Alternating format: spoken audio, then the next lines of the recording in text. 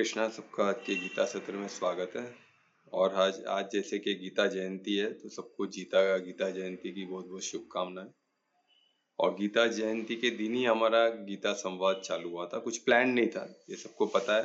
जो रेगुलर आ रहे हैं उनको पता है, हमने काफी बार इसका बताया भी है कि कैसे चालू हुआ था, तो मैं फिर से उस पर नहीं जाऊंगा। पर गीता जयंती को ही वो स्टार्ट ऐसे हुआ कि बोलते हैं ना, एक वो ऐसे हो गया कि किसी को करना था, किसी के लिए करना था। ये होते होते फिर हमारा यूट्यूब चैनल भी चालू हो गया, उसमें रिकॉर्डिंग भी जाने लगा। इस तरह शुरुआत हुई। और यूट्यूब चैनल देखो अभी हमारा क्या क्या चीज को क्या क्या उसमें ऐड हो चुका है। तो ये सब परमात्मा का ऐश्वर्य है कि हमें एक एक चीज करवाते हैं परमात्मा। इसलिए बोलते हैं ना, कुछ भी करता हम है ही नहीं, कराने वाला सब करावनहार वही है ना। हम निमित्त मात्र है। तो जब ये चीज हमारे दिमाग, जब हम ये इसको अनुभव करते हैं ना, तो ये और बहुत सुगत अनुभव होता है। तो ये क्लियर हो जाता है कि यही ज्ञान है ना, इसको समझना और इसके हिसाब से जीवन जीना, उसको अनुभव करना, यही ज्ञान है। और अनुभव क्या होता है? वही आत्मा का काम है। आत्मा अनुभव करती है साक्षी भाव होकर। ये अनुभव बहुत सुगत होता है, अनुभव बहुत इंपॉर्टेंट भी है। और उसको किस तरह अनुभव करता बोल के अनुभव करो तो सब प्रॉब्लम, मैंने किया, मैं कर रहा हूँ, ये फिर उसमें प्रॉब्लम आना चालू होता है। क्योंकि हम जो करते हैं हम अटैचमेंट के थ्रू करते हैं। और ये सब जड़ अभी हमको मालूम पड़ने वाला है, जड़ है किधर। और और ये अभी जैसे हम देखे कि अभी अब 3 दिन का गैप हो गया, तो मैं सोच रहा था कि मैं वहां करने की कोशिश किया था कि मैं वहां कर लूं, हैदराबाद में करूं, एक सेशन दो लूं। पर पॉसिबल ही नहीं हो रहा था कि कुछ ना कुछ, जब हम किधर जाते तो हमको वहां का काम करने में हम लगे रहते कि निकलना भी है ना जल्दी। तो उस चक्कर में 9 की ज्यादा मेरे को भारी रहना पड़ता था। मैं 10 बजे पहुंचता था घर, उसके पहले पहुंच नहीं पाता था। तो किसी कारण ये हुआ नहीं।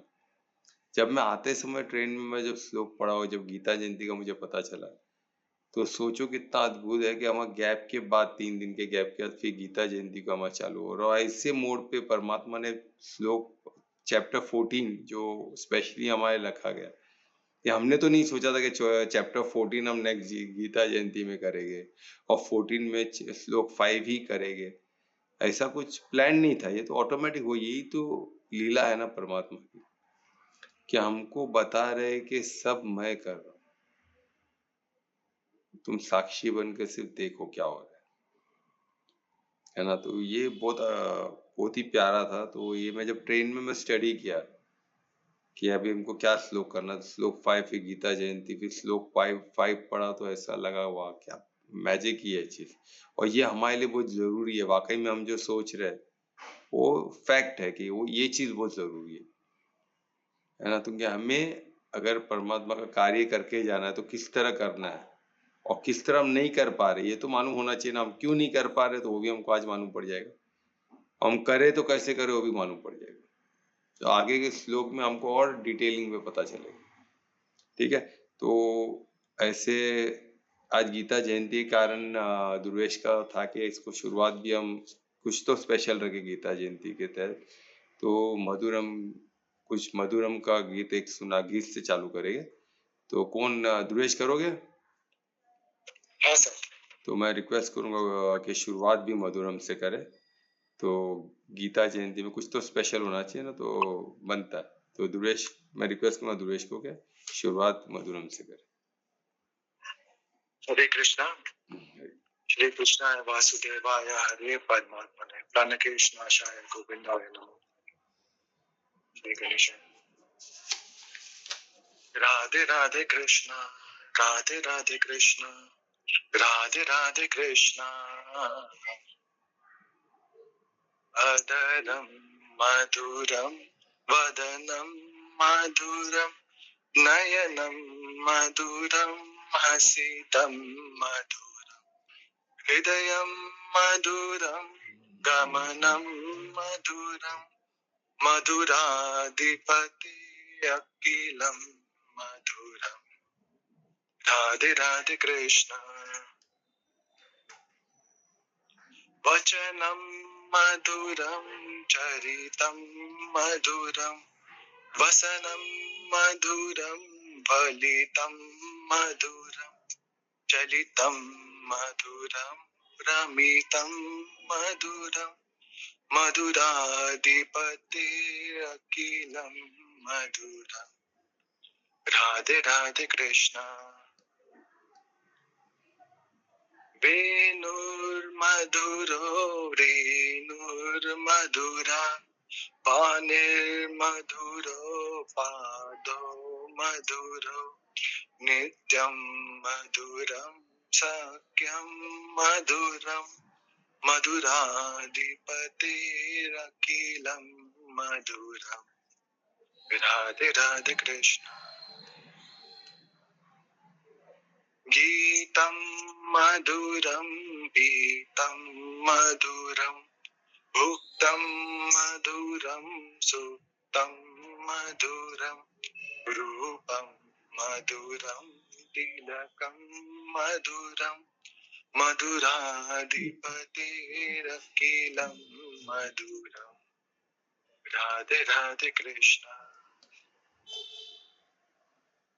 करणं मधुरं तरणं मधुरं हरणं मधुरं रमणं मधुरं पमितं मधुरं शमितं मधुरं मधुराधिपतिरखिलं मधुरम् राधे राधे कृष्ण गुंजा मधुरा माला मधुरा यमुना मधुरा वीची मधुरा सलिलं मधुरं कमलं मधुरं मधुराधिपतिरखिलं मधुरा राधे राधे कृष्ण गोपी मधुरा लीला मधुरा युक्तं मधुरं मुक्तं मधुरं कृष्णं मधुरं श्रेष्ठं मधुरं मधुराधिपतिरखिलं मधुरं राधे राधे कृष्ण गोपा मधुरा गावो मधुरा यस्तिर्मधुरा शिष्टिर्मधुरा दलितं मधुरं फलितं मधुरं मधुराधिपतिरखिलं मधुरं मधुराधिपतिरखिलं मधुरं राधे राधे कृष्ण हरे कृष्णा कृष्णा कृष्णा हरे हरे हरे राम राम राम हरे।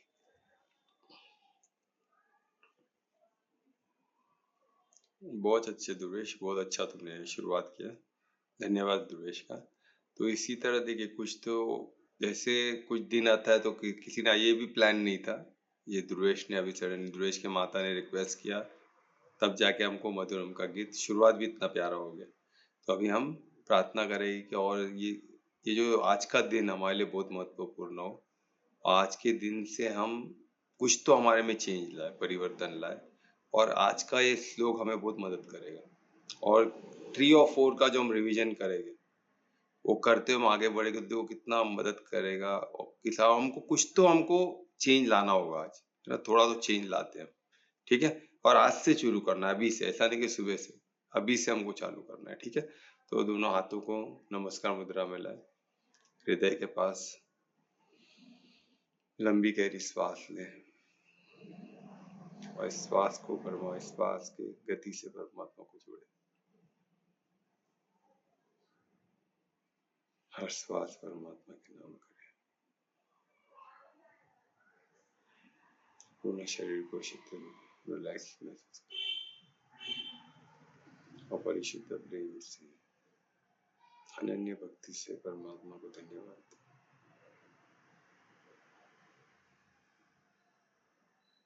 इस गीता के ज्ञान के लिए और गीता जयंती के अवसर पर हमें इस ज्ञान का महत्व समझे कि जो ज्ञान हमें मिल रहा है कितना अद्भुत है। ये आपका ऐश्वर्य है जो हमें प्रदान है। इस ऐश्वर्य को हम समझ सके, और जीवन में ज्ञान स्वरूप बनकर, गीता ज्ञान स्वरूप बनकर जीवन को जिए और स्व परिवर्तन से विश्व परिवर्तन की ओर बढ़े। आज का श्लोक जो है वो कितना अद्भुत है। सद्बुद्धता को हम जाने, उसकी महत्व को जाने, और हमें जो कार्य दिया गया है वो कार्य को संपन्न करे, करने की शक्ति भक्ति हमें परमात्मा प्रदान करे। ऐसा प्रार्थना करते हुए दोनों हाथों का दर्शन करें। हाथों की ऊर्जा को आंखों में लगा, पूरे चेहरों पे लगाए। ओम श्री गणेशाय। तो जैसे बता रहा था, हम चैप्टर 14 में है और श्लोक 5 हमें करना है। जब हमने 3 और 4 हमने कंप्लीट किया था, तो उसको रिवाइज करते हुए और इस गीता जयंती के अवसर पर ये सब कितना इम्पोर्टेंट होने वाला है और परमात्मा का मदद हमें तो रहेगा ही हमेशा, तो उस विश्वास के साथ हम आगे बढ़ेंगे। तो जैसे बता रहा था कि श्लोक 3 और 4 हमने किया था लास्ट टाइम, और उस 3 और 4 में हम श्लोक 3 में, और उसको हम संक्षेप में देखें तो उसमें हमको जगत माता का अनुभव परमात्मा ने किया। जगत माता कौन है, और श्लोक 4 में जगत पिता का कौन, जगत पिता कौन है। अभी जगत माता और जगत पिता दोनों भी परमात्मा ही है, ये हमें पता है, पर किस तरह वो हमको श्लोक 3 और 4 में पता चलेगा। ठीक है, तो श्लोक 3 में शुरुआत कैसे करते हैं, मम मेरे योनि से, यानी मेरे योनि है। सोचो खुद के परमात्मा का योनि क्या होगा, अखंड ब्रह्मांड स्वरूप, वो हमने देखा। तो उनका अखंड ब्रह्मांड स्वरूप उनका योनि है। सोचो परमात्मा का भी अपना योनि है, और कितना अखंड सच्चिदानंद अखंड ब्रह्मांड स्वरूप योनि उनका। तो उसमें जो है, जो महद ब्रह्मांड यानी महाब्रह्मा जो क्रिएटर है, वो एक गर्भ समान है ना। वहां जो पॉसिबिलिटीज है, जो क्रिएशन की पॉसिबिलिटीज है, वो कौन करते हैं, परमात्मा करते हैं।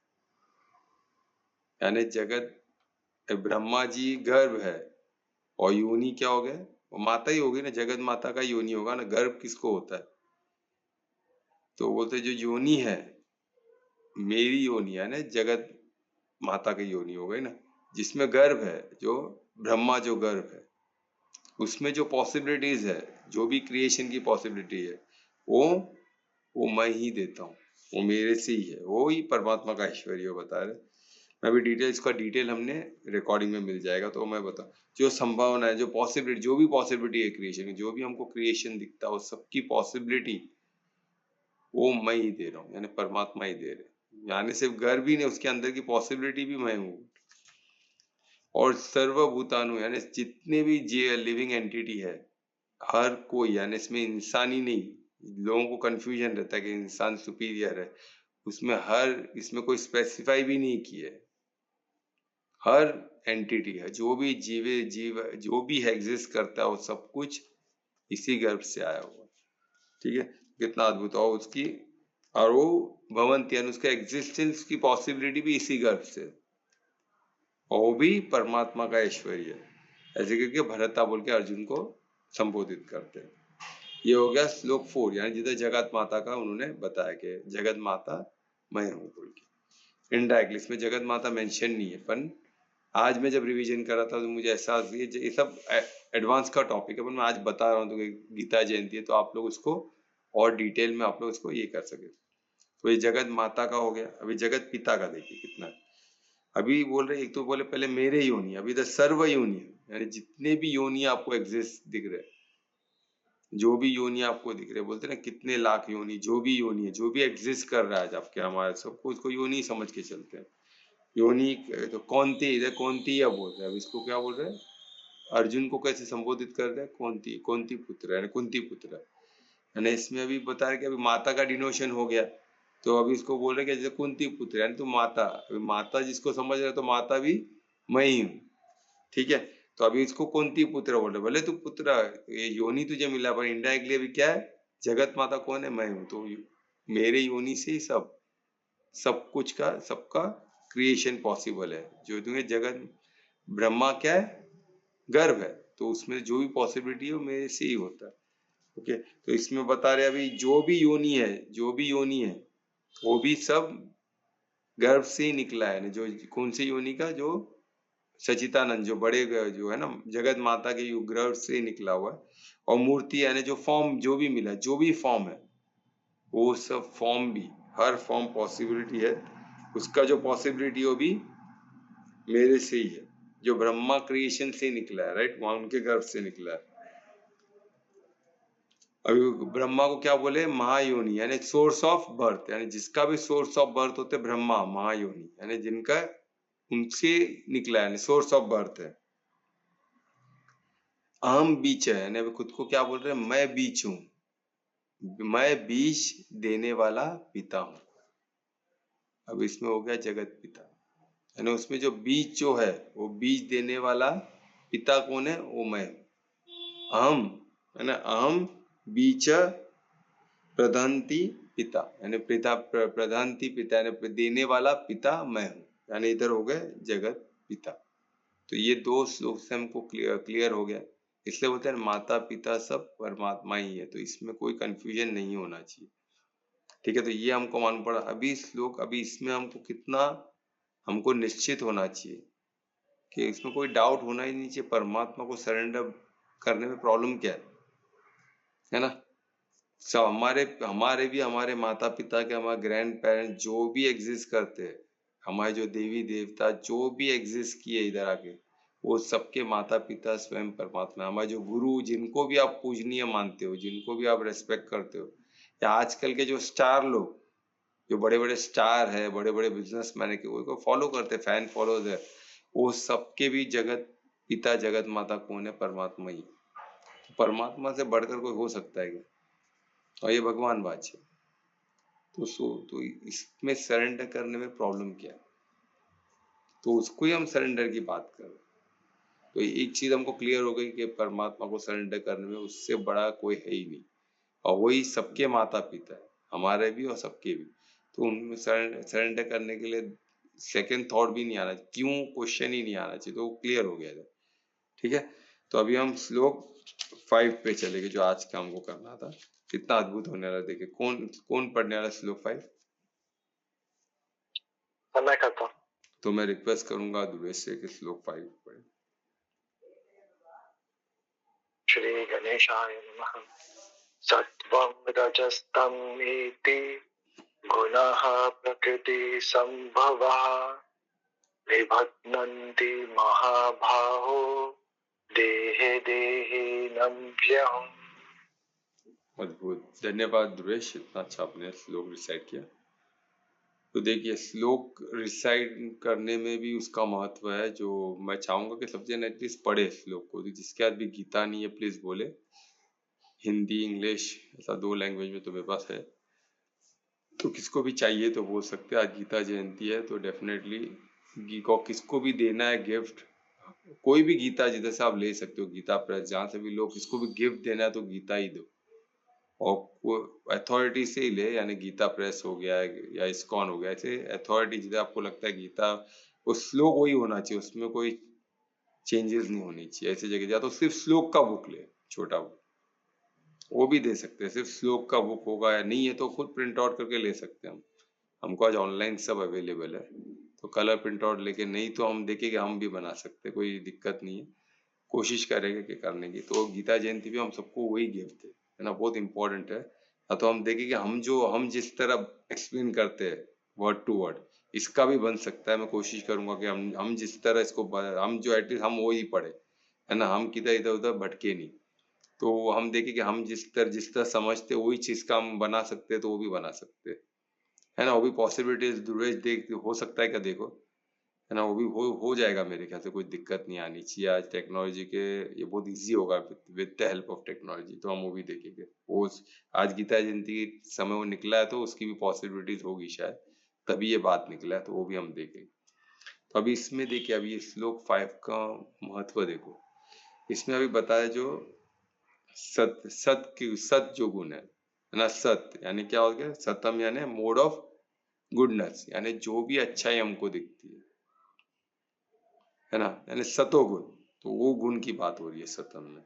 फिर रजस में मोड ऑफ पैशन, पैशन या रजगुण, रजगुण यानी इसको हम बीच का भी गुण बोलते हैं, यानी हमको पाने की जो इच्छा होती है ना, मुझे ये पाना है, मुझे ये अच्छा, भले अच्छा ही हो, और हमको पाने की इच्छा होती है, हमको ये करना है, एज अ सन मेरे को बेस्ट सन बनना है, मुझे बेस्ट बिजनेसमैन बनना है, मुझे बड़े बड़े प्रोजेक्ट करने हैं, मुझे कुछ अच्छा करना है, मुझे अनाथ आश्रम खोलना है, जो भी आपका पैशन रहेगा वो सब रजस में आएगा, कि मुझे और अच्छा करना है, जो बेटर करने की हमारी जो फीलिंग है ना कि मुझे अच्छा करना है, वो आ गया रजोगुण में, है ना। वो अच्छा ही होगा, वो अच्छा ही हो सकता है, बुरा भी हो सकता है, वो नहीं है, पर जो करने की इच्छा, मुझे हासिल करना है, मुझे पाना है, वो सब रजोगुण में ही आता है। पैसा कमाना, नाम कमाना, है ना, अच्छा वो सब रजोगुण में आएगा। और तमः यानी इग्नोरेंस, वो हेल्पलेस इंसान है, उसको पता ही नहीं हो क्या करना है क्या नहीं करना, उसको कुछ पता ही नहीं, इग्नोरेंट यानी उसको ज्ञान का जीरो नॉलेज, कुछ पता ही नहीं उनको, और है तो सब गलत नॉलेज है। आप इसको ये तीन चीज को साधना बहुत जरूरी है। तो ये अगर तीन चीज हम नहीं साधे ना तो हमेशा हम फंसे रहेंगे। ये बहुत जरूरी है, तीन एकदम क्लियर होना चाहिए, है ना। अब ये तीन में हमको क्या लगता है, हम सतों में तो बहुत अच्छा है, तो वो ये चैप्टर 14 में क्लियर हो जाएगा कि सतोगुण है क्या, है ना, और सतोगुण में इसका महत्व क्या है, वो सब हम समझेंगे, ठीक है। सतोगुण यानी गुडनेस, यानी ज्ञान में रहना, उसकी क्या प्रॉब्लम है वो भी हम इसमें डिटेल में चैप्टर 14 में होने वाला है।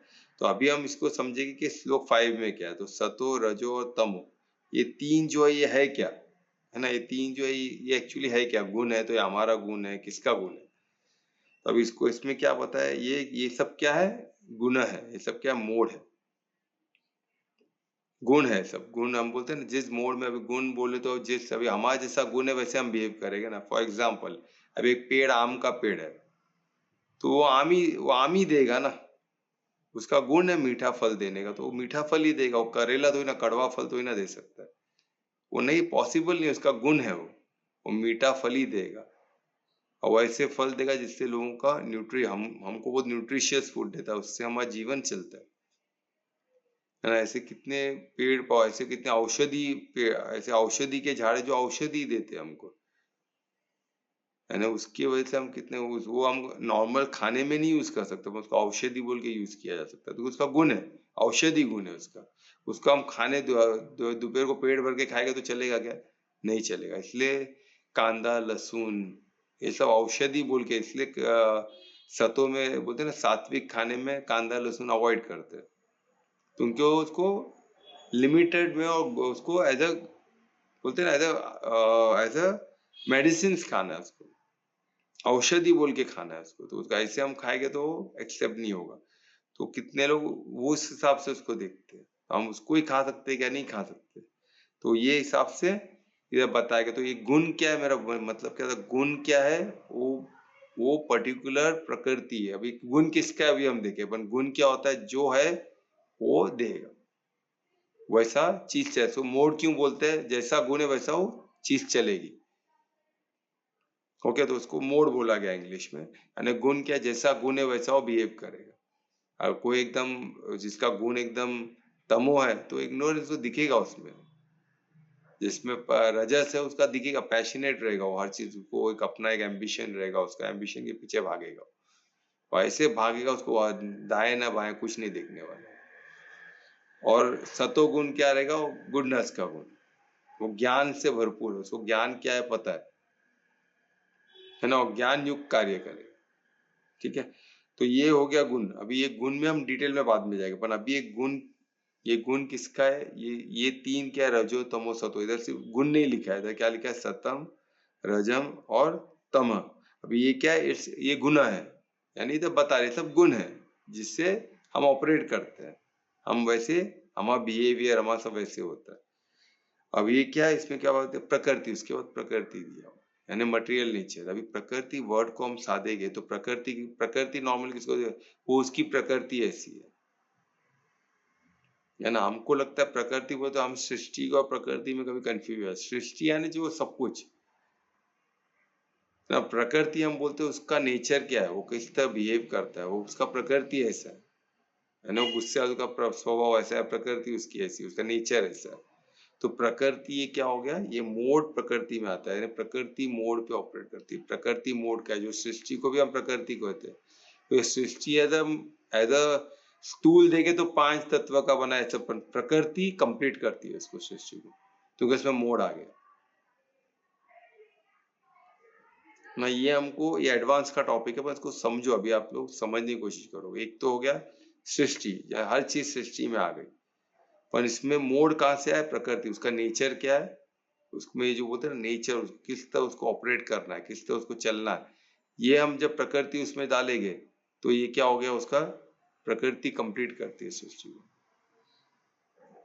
हम स्थूल चीज क्या, अभी प्रकृति है ना, वो चल, प्रकृति हो रहा है ना, जैसा कर्म क्षेत्र हम बोलते हैं हम बॉडी को, तो कर्म क्षेत्र में बहुत कुछ आ गया। बॉडी बोले तो डेड बॉडी भी हो सकती है ना, पर कर्म क्षेत्र डेड बॉडी कर्म क्षेत्र नहीं हो सकती। कर्म क्षेत्र यानी फंक्शनल बॉडी, एक फंक्शनल चीज। तो उसी तरह सृष्टि को प्रकृति बोलेंगे फंक्शनल।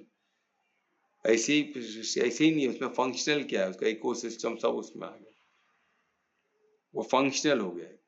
तो फंक्शनल में वो क्या आ गया, मोड आ गया उसमें। तो फंक्शनल कैसे होता है, 3 मोड से होता है, 3 नेचर से होता है।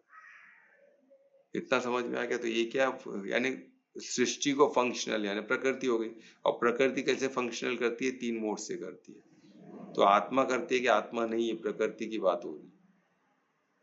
इधर आत्मा किधर भी लिखा हुआ नहीं है, एक लिखा है प्रकृति। तो आपको समझना है मोड किसका है, ये प्रकृति का, आत्मा का नहीं है।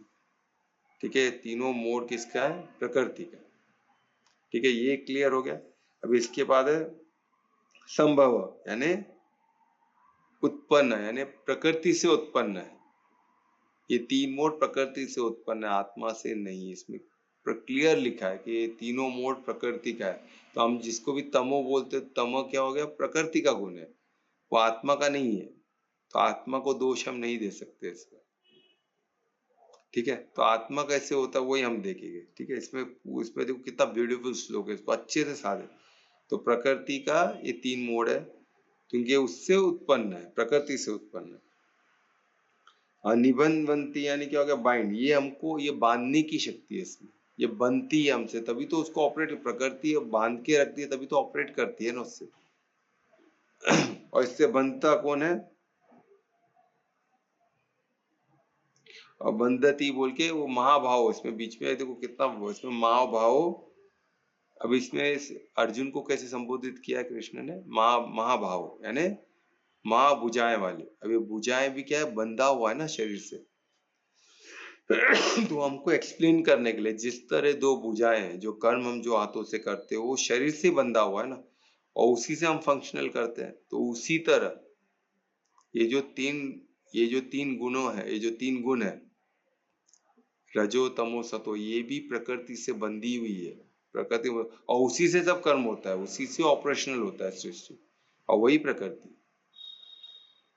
इसको बहुत अच्छे से, कितना ब्यूटीफुली देखो, इसमें परमात्मा कितना, कृष्ण को बोलते ना, बेहतरीन श्लोक होता है। इस श्लोक को जितने बार पढ़े, ये मैं अब भी ये महाभाव का प्रकृति से रिलेट कर पाया, ये अब भी हुआ कि महाभाव, जैसा में 2 भाव अटैच है, उसी तरह इधर महाभाव बोलने का क्या मतलब है कृष्ण का, यही मतलब है। जिस तरह 2 भुजाएं अटैच है, हम भुजा को तो ना निकाल के फेंक सकते, तो कुछ कर ही नहीं पाएंगे। तो हमको 2 भुजा तो चाहिए, वो तो जुड़ा, शरीर से जुड़ा होगा तो हम कार्य कर पाएंगे ना। तो उसी तरह ये 3 मोड भी चाहिए, अब हम उसको फेंक नहीं सकते, क्योंकि 3 मोड है बोल के प्रकृति है ना, तो सृष्टि पड़ी रहेगी, कुछ फंक्शनल मोड में नहीं रहेगी, जैसा डेड बॉडी वैसी पड़ी, उसका कोई मतलब नहीं है। हमको फंक्शनल चीज चाहिए, तो फंक्शनल चीज मोड में ही आएगी। तो हमारा बॉडी फंक्शनल में हमको सब लिम्स सब चाहिए ना, 2 बाजुएं चाहिए, तो उसी तरह ये भी फंक्शनल होती है। महाभाव बोल के क्या बोलेंगे, देह, बॉडी में यानी शरीर में देहीनम यानी क्या, जो इटरनल है, इटरनल कैसे बोला जा सकता है, जो आत्मा है, जो है ना, तो जो जीव है। अब इसको इटरनल, अभी उसको क्या बोला गया इसमें श्लोक में, देहीनम यानी पहले देह बोला है, देह किसको बोला है, शरीर को, और देहीनम यानी इसमें जो, इसके अंदर जो मेन कौन है, देहीनम। अभी बॉडी है, तो जैसे सृष्टि है, सृष्टि ऐसे ही पड़ा है, उसको ऑपरेशनल कौन करता है? प्रकृति। वैसा देह को कौन ऑपरेशनल करता है? सोल, आत्मा, जो एटर्नल है ना। तो इसको क्या है? देहिनम, यानी देहिनम को, देहिनम के अंदर जो उसको ऑपरेशनल कौन करता है? वो उसको आत्मा करती है, जो एटर्नल है ना। आत्मा करती है जो क्या है? एम्बॉडीड है, जो उसके सोल उसके अंदर एम्बॉडीड है। तो एम्बॉडीमेंट बोलते ना, जो एम्बॉडीड यानी उसके अंदर कण कण में, उसके बिगर शरीर का कोई मतलब नहीं है। तो आत्मा उसमें एम्बॉडीड है, यानी उसमें बोलते ना एम्बॉडीड यानी जैसे कण कण में जुड़ा होता है ना एकदम, उसके बिगर शरीर खत्म। वो आत्मा है तो शरीर का ऑपरेशनल है, तो उसका एम्बॉडीमेंट कितना स्ट्रांग होगा आप सोचो। यानी शरीर शरीर बॉडी को फंक्शनल करना है तो आत्मा चाहिए। आत्मा के बगैर शरीर फंक्शन नहीं कर सकती, तो किस लेवल का एम्बॉडीमेंट रहेगा कि उसको चालक ही वही है। और निर्माण निर्माण कितना अद्भुत रहेगा सोचो। ये आप साधना है कि सोचो, एक चीज मैंने बनाया है ना, जिसका हमने रॉबोट बनाया, प्रोग्राम उसमें डालेगी ही नहीं, उसमें सब कुछ रहेगा नहीं, तो फंक्शनल कैसे करेगा? बोले उसमें इलेक्ट्रिसिटी सब है, पर प्रोग्राम तो चाहिए ना उसको चलने के लिए। प्रोग्राम को चलाने वाला भी तो चाहिए। प्रोग्राम भी चलो है, प्रोग्राम भी क्या हो गया? वो भी शरीर का ही पार्ट हो गया। और उसको एंड ऑफ द डे उसको चालक बोलते ना, वो एआई जो बोलते हैं ना, उसको चलाने वाला कौन है? ये सिर्फ परमात्मा का ऐश्वर्य, ये हम इंसान इस तक कभी नहीं पहुंच सकते। वो जो क्रिएशन की जो एबिलिटी है परमात्मा की, वो सिर्फ परमात्मा ही कर सकता है, वो किसी के बस की बात नहीं। और वहां तक पहुंचना वो इम्पॉसिबल है। तो सोचो, यानी शरीर में देहिनम, यानी शरीर में जो एम्बॉडीमेंट आत्मा है ना, तो वो उसको वो है तो शरीर ऑपरेशनल है, तो शरीर ऑपरेशनल नहीं है। तो वो इसमें बता रहे। और वो क्या है? अव्ययम है। अभी वो अव्ययम यानी क्या होता है? वो एटर्नल है, वो सोल बॉडी का पार्ट नहीं है, वो बॉडी से एकदम डिफरेंट है। बॉडी टेम्पररी है और आत्मा एटर्नल है, वो नित्य है। अब पहले भी थी, आज भी हमेशा रहेगा। वो अविनाशी है, उसको नाश नहीं किया सकता, वो नित्य है, वो हमेशा थी। तो सोचो, यानी बॉडी को एम्बॉडीमेंट, जिस तरह अब ये सोचो, जिस तरह मैं अभी ड्राइवर है, वो एक गाड़ी में बैठा, उसको चलाया, गाड़ी ने तो पड़ी रहेगी वही जगह पे। वो ड्राइवर चाबी से गाड़ी को खोलता है, अंदर बैठता है, उसको इग्नाइट करता है, तो उसको क्या हो? गाड़ी कर्म क्षेत्र है, बॉडी कर्म क्षेत्र, तो वो क्या है? कर्म जाना है ना, यानी जानने वाला, उसको चलाना जानने वाला, उसको चलाने जानने वाला वही चला सकता है, और कोई नहीं चला सकता उसको। वो प्रकृति खुद नहीं चल रही है, बोलते ना, वो खुद शरीर, वो खुद के कर्म क्षेत्र चल नहीं सकता। उसको जो चालक है उसका, वो चालक कौन है? अविनाशी। तो कितना ब्यूटीफुल। उसी तरह प्रकृति को चलाने वाला कौन है? इस चैप्टर का शुरुआत ही उससे हुआ था, कितना अद्भुत हुआ था सोचिए। ये चैप्टर का शुरुआत ही पुरुष और प्रकृति। तो अभी आप समझो, पर प्रकृति का चालक कौन है? यानी प्रकृति ऑपरेशनल हमको दिखती है, बॉडी ऑपरेशनल दिखती है, पर इसको चला रहा कौन है? पूरी प्रकृति को पुरुष चला रहा है। और पुरुष कौन है? यही परमात्मा का ऐश्वर्य है, पुरुष चला रहा है इसको। तो सोचिए, ये हमको ऐसा साधना होगा कि हम डिटेल में इसको एडवांस में करें, पर अभी आप समझो इसको, उसको साधो। ये पुरुष है, तो पुरुष कौन है? हमने पुरुष को देखा था पहले के चैप्टर में, पहले ही जाए कि वो भोगता है, यानी वही उसको अनुभव एंजॉय करता है। भोगता यानी जो भोगने वाला कौन है? पुरुष। अच्छा हो तो अच्छा भोगेगा, कुछ गलत हुआ तो वो भी पीड़ा भी किसको होगी? पुरुष को होगी। प्रकृति को कोई पीड़ा नहीं होती।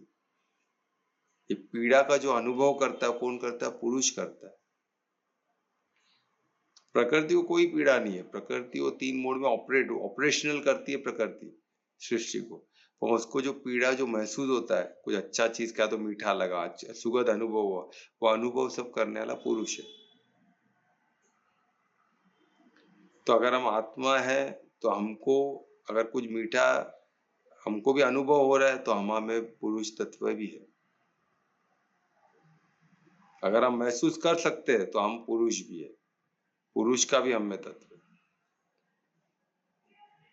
यानी आत्मा ने किधर किधर पुरुष का भी रोल करती है। किस तरह वो हमको साधना होगा, वो एडवांस में हम साधेंगे डिटेल में।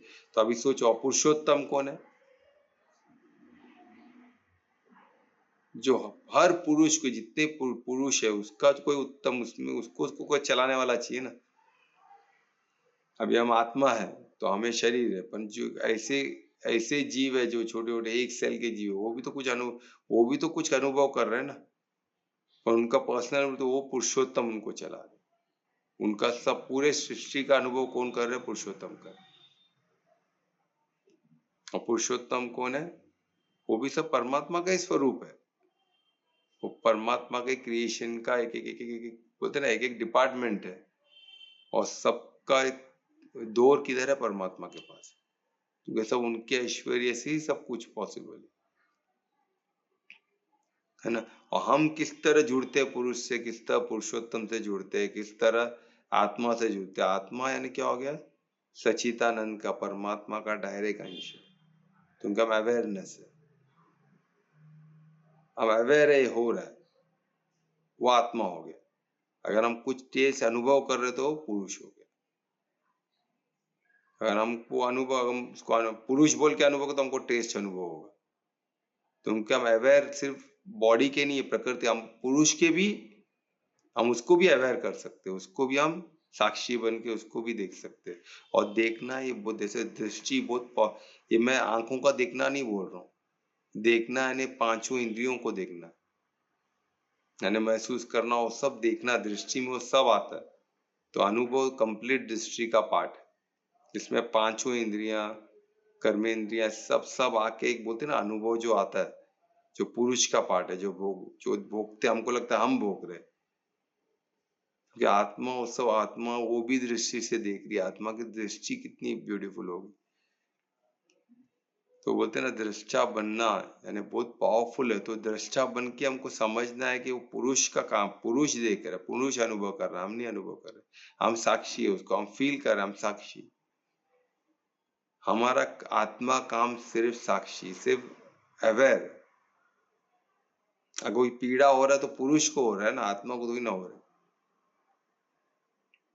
पर हम उसको भी फील करते हो, हम दृष्टि हमको है ना, परमात्मा ने हमको ऐश्वर्य दिया है, तो हम वो फील कर सकते हैं। और जिनको आत्मा इतना, मनुष्य के इतना वो लेवल तक नहीं है, वो फीलिंग पुरुष नहीं मालूम पड़ता है। कितने जानवरों को पुरुष, हमको कितने पेड़ को शायद वो पुरुष तत्व का थोड़ा भी नहीं रहेगा, इसलिए उनको फील नहीं होता है कुछ। ये हमको नहीं पता, पर हमको अभी ये लेवल पे हमको अभी हमको क्या मिला है? योनि। हम किसके चालक है? मनुष्य, इस योनि के चालक है। ये योनि हमको जानते हैं, यहाँ तक के हम जो समझ सकते हैं उसमें सबसे सुपीरियर योनि में हम है। जो भी योनि में जो भी जीव रहेगा उसको वो सुपीरियर लगेगा।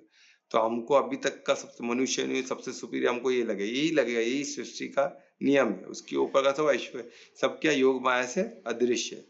ये हमने आगे के चैप्टर्स में देखा, तो वो सब हमको रिलेट करके देखना।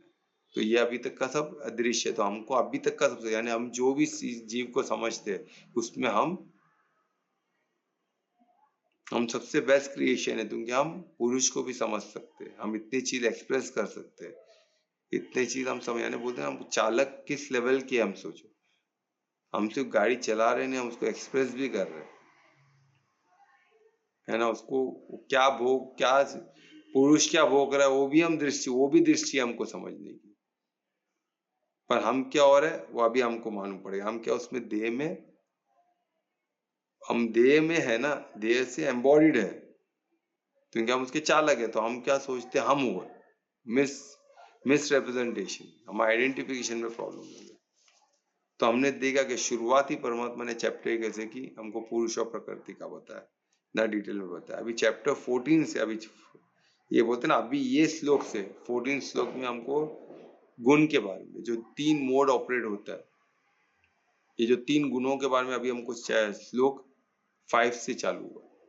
श्लोक 5 तक गुण के बारे में इतना नहीं था, अभी श्लोक 5 में हमको पता है गुण के बारे में अभी डिटेल में 14 जो 14 श्लोक हो गए अभी यहाँ से, वो सब हमको गुणों के ऊपर ही। पूरा हमको क्लियर हो जाएगा गुण क्या है, और इससे रिलेटेड हर कंफ्यूजन दूर हो जाएगा।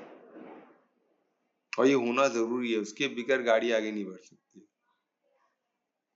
है ना। एक इसके लिए भी जरूरी है कि हमको मालूम तो पड़े कि गुण है क्या। और सेकेंड चीज जो एम्फोसिस करना चाहता हूं कि हमें कृष्ण आ चुके हैं, उसके सबसे बड़ा प्रमाण क्या है? सबसे बड़ा प्रमाण क्या है? कोई बता सकता है सबसे बड़ा प्रमाण क्या है?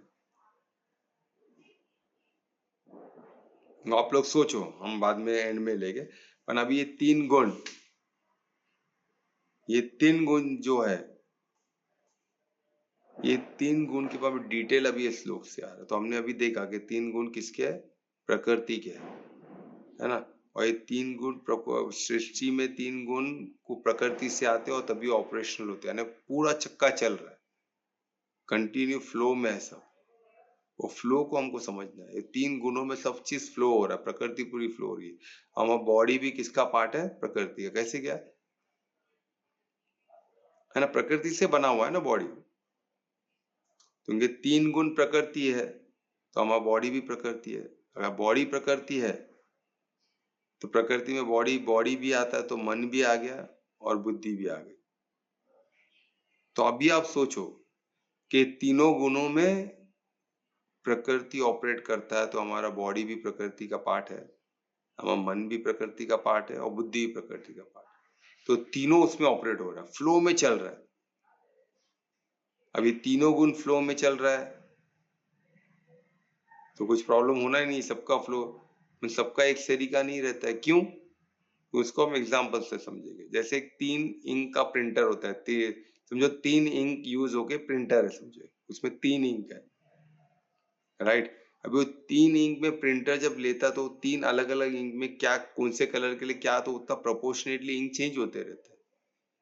और जो भी इंक ज्यादा पड़ा उसका हु यानी उसका जो छाया उस पर ज्यादा रहेगा, उसका जो कलर का वो जो कलर ज्यादा पड़ गया उसका धुंधलापन उस पे पूरे चित्र पे दिखेगा, पूरे प्रिंटिंग पे दिखेगा। जो कलर ज्यादा है, जो कलर कम है उसका कम दिखेगा, है ना। तो उसी तरह आप सोचो, अगर 3 इंक का प्रिंटर और ऑपरेट होता है, 3 इंक से ऑपरेट होना है उसको, तो 3 इंक से ऑपरेट होना है, तो 3 इंक में एक भी इंक ज्यादा पड़ा तो वो पूरे चित्र पे हावी होगा, राइट। ये तो क्लियर हो गया। तो अभी बॉडी में भी ये तीन मोड में ऑपरेट होती है बॉडी, ये 3 फ्लो में चल रही है। अभी 3 फ्लो में जो भी गुण है, वो गुण का थोड़ा भी इंक ज्यादा पड़ा तो वो पूरे हमारे इस पे हावी होगा, हमारे प्रकृति पे हावी होगा। प्रकृति तो इनऑल एक बड़ी प्रकृति है जो चली है, तीन इससे ऑपरेट हो रही है। पर हमारा जो एक एक योनि भी तो एक प्रकृति है ना। हमारी प्रकृति क्या है? तो हम जो फ्लोवर है वो 3 गुणों में से कौन सा गुण को हमारा ज्यादा पड़ रहा है, वो हिसाब से हमारा, और ऐसा ओवरऑल सम टोटल ऑफ सब योनियों का मिलके वो पूरा प्रकृति डिसाइड करता है किस। इसलिए तो मैं बोलता हूँ ना कि बहुत जरूरी है कि हम सब मिलके क्या कर। हम एक इंसान का, कोई एक इंसान तमो है तो प्रकृति को कुछ फर्क, तो बाकी सब सतो रहेगा तो एक तमो से क्या फर्क पड़ने वाला है। तो पहले ऐसे थे, पहले क्या था कि तमोगुण वाले लोग कम थे, रजो और सतो वाले ज्यादा थे। तो सतो का इंक ज्यादा था तो उसका पूरा छाया हमको पूरे पूरे पूरे प्रकृति में उसका इन्फ्लुएंस दिखता था, यानी पूरे चित्र में, पूरा प्रकृति के चित्र में वो चीज दिखता था, है ना। तो इसलिए अभी कलयुग में क्या हो गया, तमो का इंक ज्यादा है, तो हर जगह हमको तमो गुण ज्यादा दिख रहा है, तो पूरे पेंटिंग पे छाया हुआ, पूरे प्रकृति पे छाया हुआ। अभी इसको रिवर्स कैसे करें? पहले स्व परिवर्तन, पहले हम खुद सतों को ज्यादा यूज करें, सतों का फ्लो पे ध्यान दे। और ये किस तरह होता है उस पर पहले बताता हूँ। किस तरह होता है? हमारे विचारों पे, हम इंटरनली क्या विचार करते हैं, है ना। वो बहुत इंपॉर्टेंट है। हम क्या सोचते हैं, क्या हमारा दृष्टिकोण क्या है, हमारी धारणा क्या है हर चीज को लेके, है ना, वो बहुत महत्वपूर्ण है। उसके अलावा हमारा पूर्व संस्कार क्या है, हमारा अभी क्या संस्कार, हम पहले से कुछ लेके आए कर्म, जो प्रारब्ध हम लेके आए वो क्या है, प्लस और अन्य कारकों के कारण, जो भी अन्य कारण और भी बहुत कुछ हो सकते हैं जो हमें नहीं पता, हमको नहीं पता चलेगा, क्योंकि एलिमेंट्स बहुत होते हैं ना। कुछ भी हम रिसर्च भी करते हैं तो क्या रिसर्च में सबसे पहला क्या रहता है कि बाकी सबको न्यूट्रल रखो, फिर आप रिसर्च को 1 to 1 जो चीज से दो, हमको कोई 2 यूनिट का रिलेशन दिखाना तो हमको बाकी सबको न्यूट्रल रखना पड़ता है। तो उसी तरह हमको वैसा बनाना पड़ता है, कैसे सब्जेक्ट लेने पड़ते हैं उसको, बाकी तो कोई एक ही एज के ग्रुप के लोगों को लेना पड़ता है। अलग अलग एज होगा तो फिर एलिमेंट चेंज होगा, तो हमको एक एज ग्रुप पे दिखा तो एक स्पेसिफिक का रहना पड़ता है। तो उसी तरह हम स्पेसिफिक रह के कर सकते हैं कि प्रकृति में बहुत अनगिनत है ना, हमारा फ्लो हम अकेले नहीं फ्लो हो रहे हैं ना, पूरे प्रकृति के साथ फ्लो हो रहे हैं। तो ऐसे अन्य कितने भी रीजन हो सकते हैं, तो उस सब चीज को हम अपना खुद का दोष मानेंगे तो नहीं चलेगा।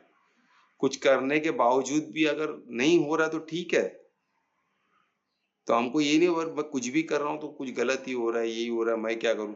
अरे होगा ना, ठीक है ना। एंड ऑफ द डे परमात्मा से तुम क्या सोच रहे हो, तुम क्या, वो ही देखा जाएगा। अब कलयुग में पूरे चित्र में काला रंग ज्यादा है, तो कलयुग है पूरा का, तो तुम एक सतो पूरा लाइट करो तो पूरा चित्र तो ही ना व्हाइट हो जाएगा, नहीं पॉसिबल है। उसमें बहुत सारे लोगों का वो कलर यानी सतों का ज्यादा होगा तो पूरा सतो दिखेगा ना। हम अकेले तो ही ना कर सकते हैं, पर हमारी भार वो, हमको उसका टेंशन नहीं लेना, हमको क्या करना है, हम जो कर रहे हैं बस कर रहे हैं। फिर नहीं हो रहा तो ठीक है, इट्स ओके, बिकॉज हम कलयुग में, ये हमको पता होना चाहिए, क्योंकि बाकी भी रीजंस है, बाकी भी एलिमेंट्स है, इसलिए कभी हम कितना मेहनत करके भी नहीं हो पाता। और मेरे साथ जो भी जुड़े हुए उनको दिखता है कि हम लोग कितना कितना प्रेशर से हम लोगों को बोलते हैं कि भाई आपको ठीक होने के लिए करना पड़ेगा, तो उसको लग रहा है हम लोग बिजनेस का बात कर रहे हैं। अब सोचो, क्योंकि वो भाई वो उसमें उसमें तो उसका इंक वो चल रहा है, तो उसको हम लोग क्या बोल रहे हैं, उसको लगेगा सब जगह बिजनेस ही तो हो रहा है, तो ये भी बिजनेस की बात कर रहा है। हम लोग बोल रहे भाई तुम आपके लिए जरूरी है, तो उसको लगता है बिजनेस है। ठीक है, हम हमारा काम करें ना, उसको क्या लगता है, we should not get bothered. हमको हमारा काम अच्छे से करना, हमको जो करना, हम हमारा बस नहीं हो रहा है बोल के हम भी उनकी तरह बात करने लग जाए, तब छोड़ो यार, वो जो कर रहे वही हम करेंगे तो हमारा प्रॉब्लम होगा। हमको ये चीज क्लियर होना चाहिए कि भाई ये पूरा एक कलयुग है, सब जन सब जन एक ही इंक छोड़ रहे तमो का। मैं अकेला सतो छोड़ूंगा, हम 4-5 लोग सतो छोड़ेंगे तो क्या पूरी प्रकृति सतो हो जाएगी? कि नहीं होगी ना। पर हम तो कोशिश करें ना, सब गलत करे तो हम भी गलत कर देंगे तो फिर तो उम्मीद की किरण भी खत्म हो गई ना। जो उम्मीद की किरण थी भाई, कुछ लोग तो कर रहे हैं और उसमें हमारा मंगल है, ये नहीं कि हमारा आगे गलत होने वाला है। हम सही करो तो हमारा आगे अच्छा ही होगा, क्यों? क्योंकि हमारे भाव, हमारा उद्देश्य, हमारा कर्म का आगे की हमारी गति होगी, हम परम धाम को जरूर पहुंचेंगे, बाकी कोई पहुंचे ना पहुंचे। क्योंकि हमारा, हम धार्मिक, हमारा उद्देश्य धार्मिक है, हमारे भाव परमार्थी है। हमारा भाव हम किधर स्वार्थ का तो नहीं सोच रहे, हमारा नहीं सोच रहे, और सामने वाला जो सोच रहा है उसको सोचने, उसको लग रहा है हम स्वार्थी है तो लगे ना। उसको लग सकता है कि परिवार्थी है, स्वार्थी, कुछ भी लग सकता है, ऐसा तो ही ना होता है। मेरे को एक ने बोला भी ना, क्या आपके परिवार को भी आप ऐसे ही बोलोगे क्या? यानी उसको लग रहा है, यानी सोचो, यानी वो दो बात कर रहा है ना, घर में अलग बात कर रहा है, बाहर लोगों से अलग बात कर रहा है। तो बोल रहा है आप घर पे भी गीता का ही बात करते हैं। अरे मैं क्यों नहीं बोलूं भाई, सबसे इंपॉर्टेंट चीज है। सबको यही लफड़ा है, सबको यही प्रॉब्लम होता है, वो घर में अपनों से अलग बात करेंगे, उधर जो अंदर का बाहर निकाल देने का, जो फैक्ट, तो हमको कमाना है, हमको कमाना है, ये क्लियरली बाहर घुमाओ कि हम सेवा कर रहे, ये कर रहे, वो कर रहे, ये सब बाहर बात करो, पर घर में आके क्लियर हो जाओ, घर वालों से क्या छुपाना। तो वो इस तरह मेरे को बता रहा है। अब सोचो किस लेवल का ऐसा ऐसा अलग अलग जीवन जीते बैठे तो क्या होगा ये प्रकृति का। क्योंकि प्रकृति तो 3 मोड में ऑपरेट कर रही है, तो ये कौन सा मोड हो गया, कौन सा इंक हम ज्यादा छोड़ रहे हैं, हम भी वही इंक चालू करती है। ये सोचते रहूं किधर क्या बात करना है, ये सोच ही अपने आप में इधर स्वार्थी हो जाऊं, इधर पर ये सोच ही अपने आप में तमो है, इग्नोरेंट है ना, यानी उसको मालूम ही नहीं है किधर क्या बात करता तू है ही नहीं। आत्मा क्या है? सिर्फ सिर्फ अवेयरनेस है, कॉन्शियस। अभी कॉन्शियस कौन सा, किसका कॉन्शियसनेस, किसको कॉन्शियसली हमको देखना है? वो हमको देखना है ना, किसको कॉन्शियसली हम देखे, हम कॉन्शियसली किसको देखे, क्या चीज को हम दृष्टि किधर रखे हमारी, वो हमारा काम है ना। हम पास दृष्टि है, इतनी पावरफुल दृष्टि है, सोचो। हम सिर्फ बॉडी के इसको ये तीनों मोड को भी देख सकते हैं, वो पुरुष के भाव को भी अनुभव कर सकते हैं। ये मीठा है, सब क्यों हमको दिया गया, तो इसमें से हम कुछ निचोड़ निकाले ना, हमको क्या करना है। पर वो बोले वो दुख को, उसको तकलीफ हो गई तो मुझे तकलीफ हो गई, यार आत्मा को तो ही ना तकलीफ होती है। आत्मा तो अनंत है, वो नित्य है, पहले भी था, आज भी हमेशा रहेगा। वो अविनाशी है, उसको कोई खत्म नहीं कर सकता है, मृत्यु भी उसको कुछ नहीं कर सकती है। मृत्यु हमने बोला, पर मृत्यु किसका होता है? शरीर का होता है ना, आत्मा को थोड़ी ना मृत्यु होता, आत्मा का मृत्यु है ही नहीं। एकदम इसको अभी क्या है, इसको धीरे धीरे हम साधेंगे तो हमको पता चलेगा। तो ये 3 कलर से एकदम क्लियर हो जाएगा हमको। तो हमको क्या करना है, ये 3 कलर में से कौन से कलर को ऑपरेट करना है, हमको किस मोड में चलना है, हमको सतों में चलना है। अभी सतों में चलना जरूरी है क्या?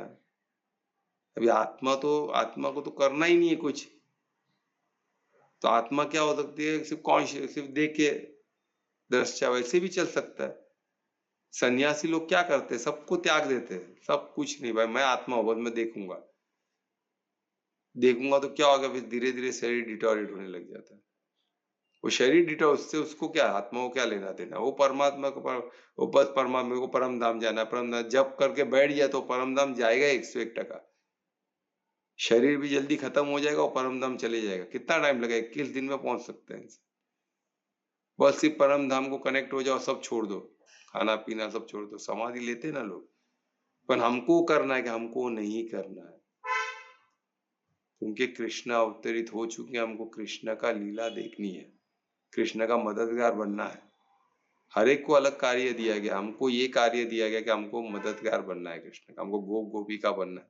कृष्ण अवतरित हो चुके, हमको उनके मददगार बनना है, हमको स्वर्ग का निर्माण करना है। और ये पूरी दुनिया में हम देख रहे आज और इसका प्रमाण क्या है? मैं पहले ही बता चुका हूँ ना, प्रमाण क्या है, जो लास्ट में लास्ट में कौन बताएगा, देखिए। ठीक है, तो इस तरह 3 प्रिंट, इससे हमको आइडिया मिल जाएगा। और क्या मुझे बताना था? तो प्रकृति जिस तरह 3 रंग में ऑपरेट करती है, तो हमारा शरीर प्रकृति के से 3 रंग में ऑपरेट करता है, उसका प्रभाव हम पे पड़ता है। इसमें कोई कंफ्यूजन है क्या किसको? इसमें कुछ भी कंफ्यूजन है तो ये हमको प्रॉब्लम होगा ही, है ना। तो हमारा क्या रहता है, और हम जो चीज पे ध्यान देंगे, जिधर हमारा ध्यान रहेगा, जिधर हमारा जैसी हमें दृष्टि रहेगी, जिधर दृष्टि रही वो चीज इंक ज्यादा छूटेगा। अगर हमारी दृष्टि तमो पे, तमो ज्यादा छूटेगा। हमारी दृष्टि रजो पे, तो रजो ज्यादा छूटेगा। हमारी दृष्टि सतो पे, तो सतो ज्यादा छूटेगा। भाई सतो अच्छा है क्या, रजो अच्छा है क्या, तमो अच्छा है क्या? तो इस सतो हमको क्यों चाहिए? क्योंकि हमको सतो प्रधान बनाना है इस सृष्टि को। पर परम धाम जाने के लिए सतो आपको अच्छा करने की जरूरत नहीं है। शरीर को सतो में लेके आने की आत्मा को ही जरूरत नहीं है। आत्मा कहाँ की वासी है? परम धाम की। वो परम धाम चले जावे डायरेक्ट, कौन रोकने नहीं आला है, परमात्मा किसी और से करा लेगी। पर वहां जाके फिर पछताना नहीं हमको पड़े, क्योंकि हमको यहाँ आए हैं तो कुछ तो कार्य के लिए आए। हम वो छोड़ के हम सेल्फिश है, नहीं मुझे घर जाना है भाई, मुझे कुछ नहीं, ऐसा होता है ना। कभी काम में काम पड़ा, नहीं नहीं मैं ओवर टाइम नहीं करूंगा, मुझे जाना है घर। भाई ओवर टाइम ठीक है भाई, आप जाओ, कंपनी क्या करेगी भाई, जाओ ठीक है, आपको जाना है जाओ, आपका काम अपने करके निकलना है, निकलो, चलो ठीक है, नो प्रॉब्लम। पर कोई इंसान बोले नहीं नहीं कंपनी को जरूर उसका प्रोडक्शन इतना इतना करना है, सब चलेगा तो किसी को तो करना पड़ेगा, मैं रुक के करता हूँ, चलो। तो कंपनी का ओनर खुश होगा ना, ये बंदा कंपनी का सोचा, खुद का नहीं सोचा। तो उसी तरह आत्मा तो परम धाम जाएगी तो जाएगी, उसको शरीर के तमो रजो सतो से क्या लेना देना, कुछ लेना देना नहीं, वाकई में कुछ लेना देना नहीं। अगर जो भी कर्म का जो भी फल वल सब है, सब प्रकृति है। आत्मा कभी भी निश्चय, दृढ़ निश्चय करके डायरेक्ट कनेक्ट हो सकती है, वो प्योर ही है। पर वो प्योर है, वो मालूम पड़ने के लिए तो सतो में आना पड़ेगा, ज्ञान तो चाहिए। आपको सतो हेल्प करेगा ज्ञान पर समझने के लिए। तो सतो में रहने का एक एडवांटेज है, एटलीस्ट आप ज्ञान तो समझोगे, नहीं तो तमो में रह के ज्ञान समझो तो इग्नोरेंट आदमी, एक बुद्धू इंसान क्या समझेगा? उसको इच्छा ही नहीं कुछ समझने की, तो क्या समझेगा? रजो में आदमी पैसे के पीछे भागते रहेगा, इधर भाग, ज्ञान के पीछे तो ही ना भागेगा। अगर उसको ज्ञान का ही प्यासा है तो अलग बात है।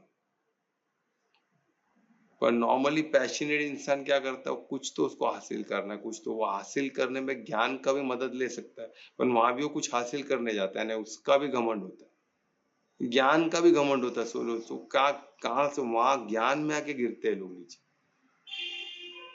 इतनी बुरी तरह गिरते कि वहां से निकल नहीं पाते। अभी ऐसे भी है, ऐसे लोगों को मैं पर्सनली देखा हूँ, जाना हूँ, तो ज्ञान से भी गिरे नीचे बुरी तरह। तो क्या ऐसे ऐसे लोगों को, हमको ऐसा बनना है क्या? हमको ऐसा नहीं बनना, हमको बहुत ध्यान से रहना। हमको क्या करना है, इसलिए सतों में भी हमको ज्ञान का भी एक ज्ञान जो हमको मिल रहा है, इसको रख के हमको आगे बढ़ना है, परमार्थी तो होना ही है। और इसको रख के इसमें इसको ज्ञान को ज्ञान जैसा हमको जीवन में उतारना है। इसका हमको घमंड हो गया तो फिर खत्म हो गया ना। फिर हम क्या इसको रख के हम बोले देखो अभी मेरे को ज्ञान है, कि लोग बैठ करके 10 को होते वो नहीं आता तो उस पर हंसी उड़ाना, मजाक बनाना, उसमें कंपटीशन। सोचो क्या क्या हो रहा है, क्योंकि वो सब भी क्या हो गया, उनको उसका भी ज्ञान नहीं है, बस श्लोक बाहर, पर उसके पीछे का जो ज्ञान है वो नहीं है ना। तो ये था श्लोक। अभी इसके आगे का हम जो श्लोक देखेंगे उधर, अभी हमको आगे एक एक सतो रजो तो वो इसके डिटेल में जाएंगे, है ना। एक एक क्या है, उससे हमको कैसे, किस सतो से रहने में हमको कैसे पता चलेगा, सतो क्या है, रजो क्या है, तमो क्या है, वो डिटेल में हम कल से देखेंगे, जो श्लोक 6 से देखेंगे। तो यहाँ तक का कुछ क्वेश्चन है तो पूछो, और वो भी बताना कि किस तरह कृष्ण अवतरित हो चुके, कैसे, उसके प्रमाण क्या है, किसी को कोई प्रमाण कुछ दिख रहा है क्या? सर बहुत ये धार्मिक कार्य ज्यादा बढ़ गए, श्री राम का भी हाँ ध्वज, हाँ, श्री राम का भी ध्वज, वेरी गुड, श्री राम का ध्वज है ना, ये स्थापना, ध्वजारोहण हुआ। ध्वजारोहण इतना बड़ा, इतना अद्भुत वो प्रसंग था, यानी राम मंदिर कंप्लीट हुआ। ओके, और इस क्या दिशा में और आध्यात्म दिशा में लोग ज्यादा इन्वॉल्व हो रहे हैं, उस तरफ बढ़ाव ज्यादा कर काफी रहे हैं। लोग अभी ज्ञान की तरफ बढ़ रहे हैं, है ना, सनातन की तरफ बढ़ रहे। तो सनातन ही पुरातन है ना। सनातन क्या है, हम देखे ना, सनातन का डिटेल हमने देखा है। तो सनातन को एक धर्म, सनातन धर्म है, रिलीजन नहीं है। सनातन धर्म क्या है, कौन बताएगा? क्वेश्चन क्या है? सनातन धर्म किसको बोला जाएगा? जो अनंत है, अनंत जो है, पुरातन है। पुरातन है, पर सनातन है क्या? सनातन एक जीवन जीने की मतलब शैली है, वो कैसे, पर कौन सी शैली, किस तरह जीना चाहिए?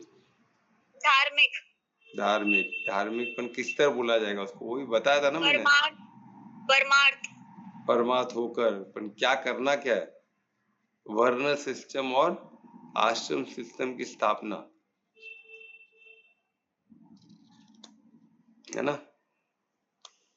उसमें हमने देखा फेमिनाइन का इम्पोर्टेंस है। फेमिनाइन बच्चे उसके कोर है सनातन के, उनका प्रोटेक्शन, फेमिनाइन एनर्जी और बच्चों का वो मूल है, उसको प्रोटेक्शन बहुत जरूरी है। तो ही सनातन है, वो सनातन धर्म है ना। वो हम जानेंगे ही नहीं तो कैसे भी सनातन को फॉलो करेगा। और वर्ण सिस्टम और आश्रम सिस्टम, यानी हमारा जीवन 4 इसमें बटना चाहिए। ब्रह्मचर्य फर्स्ट, सब जीवन भर ब्रह्मचर्य पालते हैं तो ही ना चलता है। ब्रह्मचर्य 25 साल तक ब्रह्मचर्य दिया है, 25 साल को भूल जाओ। पर शुरुआत के, जब तक आपको ज्ञान नहीं होता तब तक आपको सिर्फ ब्रह्मचर्य पालना है। एक बार ज्ञान होने के बाद ही आगे गाड़ी बढ़नी चाहिए। ये नहीं ज्ञान कुछ है ही नहीं, बस शादी हो गई, गृहस्थ में आ गए तो क्या हो, गृहस्थ बर्बाद की तरफ ही बढ़ेगा ना। ज्ञान पूर्ण पा तो 25 में हो 30 में हो जब हो, जब तक ज्ञान पूरा नहीं होता है तब तक ब्रह्मचर्य पालना जरूरी है। ब्रह्मचर्य यानी क्या होता है, उनका ब्रह्मचर्य यानी सुबह से लेकर शाम सिर्फ पढ़ा, एक ही फोकस, ज्ञान समझ, ज्ञान स्वरूप बनना, ज्ञान को समझना। तो गीता को समझो पहले, बस फिर बाद में गृहस्थ, फेमिनिन एनर्जी का इंपॉर्टेंस समझो, मैस्कुलिन एनर्जी का इंपॉर्टेंस समझो, 4 वर्ण को समझो, 4 आश्रम को समझो, फिर गृहस्थ कितना वंडरफुल होगा आप सोचो। कुछ कोई कंफ्यूजन रहेगा ही नहीं। शादीवादी की भी, शादीवादी ये सब क्या करके से वो सब का महत्व ही जीरो हो गया, क्योंकि ज्ञान ही नहीं है। 7 फेरे मार रहे, फेरे का 7 जन्मों का, कि इधर 1 महीने में डाइवोर्स हो रहे। तो सोचो यानी क्या हो रहा है, आप सोचो। 7 फेरे मार के 1 महीने में वो घर चले गई, छोड़ के आने को तैयार नहीं। ऐसे ऐसे केस देख के मेरे को ताज्जुब, 7 फेरे मार के 1 महीने में, 1 महीना भी नहीं हुआ रहेगा, वो पत्नी घर छोड़ के चलेगी, आने को तैयार नहीं। और मैटर क्या, कुछ भी सिली, कुछ भी आप मैटर जानो तो बहुत दुख की बात है, अभी क्या बोले। तो ये 7 जन्म में कुछ ज्ञान ही नहीं था ना। कुछ इधर फेरे मार दो, बस मार दिए उन्होंने, कुछ मालूम ही नहीं है क्यों मारना है। पंडित को ही मालूम, उसको भी मालूम है कि नहीं उस लोग, वो भी बहुत बड़ा क्वेश्चन मार्क है। बस चल रहा है, ऐसे ही चल रहा है, तो ज्ञान की कमी है। तो अभी हमको जो सब हो रहा है वो अभी पास, पर हम बहुत दूर है अपने इससे, क्योंकि कृष्णा होते वो सब हो रहा है। और एक हुआ है गोवा में, राम जी की बहुत बड़ी मूर्ति की स्थापना हुई है ना। तो वो सब कुछ न कुछ उसको क्यों स्थापन कर रहे हैं, कुछ न कुछ तो फीलिंग्स आ रही है ना, कुछ तो भाव ऐसे उत्पन्न हो रहे हैं। वो भाव का हमको, वो मूर्ति स्थापन हो गई, बहुत बड़ी बात है। और उसको स्थापन करने के लिए जो एक बहुत बड़ा समूह जुड़ा ना, तभी तो इतना बड़ा मूर्ति है। वो इतने बड़े समूह का भाव क्या थे, कितना प्यारा भाव आ रहा है, तो वो मैटर करता है, तब तो इतना बड़ा चीज हुआ ना। तो वैसे ही स्व के निर्माण बहुत जैन को जुड़ना होगा, तब जाके वो बड़ी चीज होगी। तो ये सब अब इतना बड़ा अयोध्या मंदिर बन गया, और छोटा तो ही ना, बहुत बड़ा, इसमें लाखों करोड़ों लोग जुड़े हुए। कुंभ मेला हुआ, देखो लाखों करोड़ों लोग आए, हर दिन करोड़ों लोग आ रहे थे। इतना बड़ा जब होता है तो उसमें भाव, उसके पीछे क्या रहता है, तो वो मैजिक करता है। तो अभी गीता भी वही भाव को जनरेट करने वाला है, और भाव ही सब कुछ है। वो भाव ही तो इंक है ना, जो भाव से आप कार्य करोगे वही वो इंक है, वही वो गुण है। अब भाव परमार्थी है, भाव कुछ बस एक क्यों करना है, सृष्टि के लिए करना है, परमात्मा के लिए करना है। महाकुंभ कोई क्यों जा रहे थे, कोई कोई उधर, सबका भाव तो एक ही था ना। वो कॉस्मिक इवेंट जो परमात्मा का, जो इतने साल में एक बार, तो परमात्मा के अनुभव तो कर सकते, कुछ तो अनुभव होगा वहां, जो परमार्थ का अनुभव होगा, जो एकदम प्यारा होगा, उस अनुभव के लिए लोग जा रहे थे ना। तो वो क्या हो गया, वो बहुत प्यारा भाव था। और मैं उधर जाके अनुभव किया हूँ, जो भी उधर गए उन्होंने अनुभव किया। वो कुछ पल के लिए तो बस कुछ था ही नहीं, थॉटलेस हो गए थे हम। बस वो क्या अनुभव करने के पीछे क्या अनुभव होता, वो अनुभव हुआ भी है, अद्भुत अनुभव था। तो वही चीज समूह की शक्ति है ना। तो वही बात हो रही है। तो अभी इसलिए ये सब क्यों हो रहा है, इतना सब, ये सब कृष्ण की जो एनर्जी है वो अवतरित हो चुकी है। अभी हमको उनको, अभी कोई बाकी सबका फोकस, सबका अलग अलग कार्य है। हमारा कार्य है हमको ऐसे जगह बनाना है, वहां कृष्ण को लाना है, कृष्ण को बॉडी फॉर्म में लाना है, हमको वो जगह पे लाना है, वो केंद्र बिंदु बनाना है। तो केंद्र बिंदु बन गया, और वो इंडिया में ही बनने वाला। और क्या बात हो, केंद्र बिंदु इंडिया ही है, स्वर्ग का केंद्र। जिधर केंद्र बिंदु एक आ गया, एक अपने सौम्य रूप में कृष्ण आ गए, तो हो गया काम ना। परमार्थी को सोचो, कृष्ण परमात्मा का सौम्य रूप कृष्ण है, अगर परमात्मा उसमें आ गए तो फिर कौन हिले, फिर तो हो गया हमारा काम। फिर जिस तरह वो करे लीला, उनकी मर्जी, महाभारत करे, जो करना उनको करे, पर आवे तो उससे पहले उनको लावे तो सही, फिर हो गया हमारा कार्य। फिर हमको क्या उनके साथ रह के रास लेना है, करेंगे वो, हमको सिर्फ रास और महारास। महारास यानी सीधा परम धाम, रास यानी क्या, धरती पे रास देखना। महारास क्या, सीधा धरती से परम धाम जाने तक की जो गति रहेगी वो महारास की। तो इतना अद्भुत है, इसको आप लोग साधो, ये बहुत वंडरफुल होने वाला लाइफ। तो ये लाइफ को अनुभव करना ही सब कुछ है। ठीक है, और कुछ क्वेश्चन आज के श्लोक को रिलेटेड?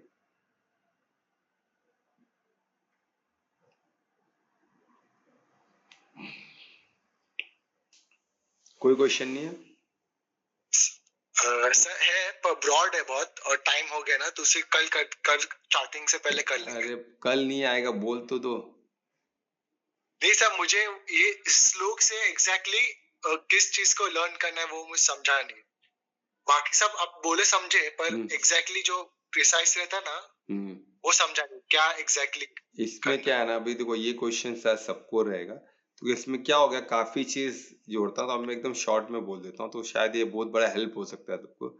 इसमें क्या था कि प्रकृति 3 गुण में ऑपरेट करती है, और फ्लो हो रही है 3 गुण में, क्योंकि कोई भी चीज को ऑपरेशन करने के लिए, ऑपरेशनल होने के लिए कुछ तो चाहिए ना, चक्का वक्का कुछ तो चाहिए, ऑपरेशन किस पे करे, तो वो एक गुण है। सृष्टि ये 3 गुण में ऑपरेट होगी तो वो प्रकृति बन गई, यानी प्रकृति सृष्टि का ऑपरेशनल फॉर्म है, ये 3 गुण है। और प्रकृति क्या है, हमारा बॉडी भी प्रकृति का है, यानी बॉडी प्रकृति का है, तो बुद्धि, बॉडी, बुद्धि और मन, ये सब फ्लो हो रहा है प्रकृति में। इसमें आत्मा नहीं है किधर भी, ये हमको जानना है। और प्रकृति है तो उधर पुरुष भी है, तो पुरुष क्या है, पुरुष भोगने वाला है, यानी तीनों ये 3 मोड में ऑपरेट करते टाइम पे क्या होगा, सुखद अनुभव होगा, तो भोगा कौन, पुरुष ने। दुखद अनुभव हुआ तो भोगा कौन, पुरुष ने। तो पुरुष कौन है, पुरुष भोगता है, तो आत्मा वो भोगती भी नहीं है। आत्मा क्या है फिर, आत्मा कॉन्शियस, आत्मा अवेयर है, से वो देख रही है दृश्य, आत्मा उसको अनुभव कर रही है, अवेयर कर रही है। तो आत्मा किसका पार्ट है, आत्मा परमात्मा का पार्ट, सच्चिदानंद का पार्ट है, जो मास्टर क्रिएटर है। अभी हम मास्टर क्रिएटर है, तो हम, हमारा उधर कार्य क्या है, हमारे पास दृष्टि है। हम पुरुष पे ध्यान देंगे तो हमको अनुभव होगा, हम प्रकृति पे जाएंगे तो मोड का अनुभव होगा, हम तमो को देखें तो तमो बढ़ेगा, तमो का इंक ज्यादा फैलेगा, तमो का गुण का बाकी गुणों पे हावी हो जाएगा।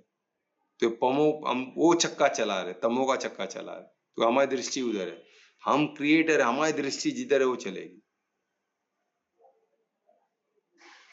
हमारी दृष्टि से भोगने पे, तो हमको सब भोगने होगा, जो चलेगा, प्रकृति यदि चल रही, चल, दुनिया यदि चल रही वैसे चलेगी, हम कुछ चेंज नहीं ला रहे, पर हम भोग तत्व पे बैठे, तो अब जैसी जो भोग रहा है, जो चल रहा है, भोग रहा है, हम भोगते रहेंगे, दुख हुआ तो रोएंगे, सुख हुआ तो खुश हो गए।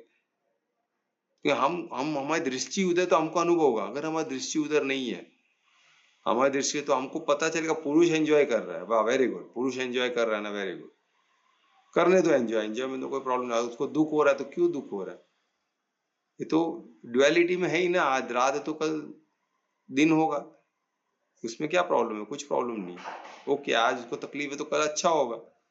पुरुष को दिलासा कौन देगा, हमको ही दिलाना, हम क्रिएटर है। फिर हम देख रहे, फिर चक्का हमको दिख रहा है, प्रकृति इसका बड़ा, तमो का ज्यादा बड़ा, तो हमने दृष्टि को घुमा दिया, रजो पे ला लिया, तो पैशनेट हो गए, तो हम उस पे भागना चालू कर दिया। फिर हमने और देखा इससे भी काम नहीं हो रहा है, पुरुष में गड़बड़ हो रहा है, इधर पूरा ओवरऑल क्रिएशन में गड़बड़ हो रहा है, फिर हम इसको सतो पे ला लिए, तो सतो का चक्की चढ़ना चला। फिर हम देख रहे हैं हम सतो पे, बाकी लोग नहीं चल रहे, इसलिए पुरुष को प्रॉब्लम आ रहा है, पुरुष तो अच्छा कुछ भोग ही नहीं रहा है, क्योंकि ओवरऑल ठीक है भाई, हमको सतो पे रहना। अभी क्या करना है, ज्ञान स्वरूप बन के दूसरे को ज्ञान देना है। फिर समझ में आ रहा है ध्रुवेश? हाँ सर। हमारे आसपास के चक्के को समझाना है कि भाई तू चक्के पे ध्यान देना, तू काहे के लिए पुरुष भोग रहा है, जो भोग रहा है छोड़ ना, तेरे को क्या करना है, तू पुरुष तो ही ना है। वो दुख है तो सुख है, वो चलते रहेगा, क्योंकि ओवरऑल सब जगह दुखी दुख है, तो वो भी दुखी भोगेगा ना, कहाँ से सुख भोगेगा। भोग सकता है कोई सुख, सब दुखी है, आपके परिवार में सब दुखी है, आसपास सब दुखी है, तो आप सिर्फ सतों में रह के सुखी हो सकते हो क्या, बताओ मेरे को। नहीं हो सकते, तो उसके लिए तुम बोले अरे कुछ हो ही नहीं रहा है, अरे तुम तो अच्छा कर रहे हो ना, अभी क्या करे, तुम्हारे परिवार में सब लोग तमो की तरफ ही बढ़ रहे हैं, पूरा आसपास सब तमो की तरफ ही भर रहे हैं, रजो में ही भर रहे हैं, और जमा करो और जमा करो और जमा करो। तो उनका तो यही हाल होना है, तो क्या कर सकते हैं? तो क्या करना है? करुणा। करुणा का क्या करना है? उनको ज्ञान समझाना है, वही करते रहना है, जब तक करते रहना है, जब तक हम छोड़ के भाग तो नहीं रहे ना। हम हिम्मत हार जाएंगे तो क्या होएगा? छोड़ो, क्या करना है, छोड़ के हम भी उनकी तरह हो गए तो हम भी खड्डे में गए। छोड़ के हम बोलो हमको छोड़ो, अभी छोड़ के हम शरीर को ही छोड़ के सीधा परमधाम चले जाते, छोड़ो। तो ये हम परमधाम जाएंगे, पर हमारा कार्य हमने छोड़ दिया।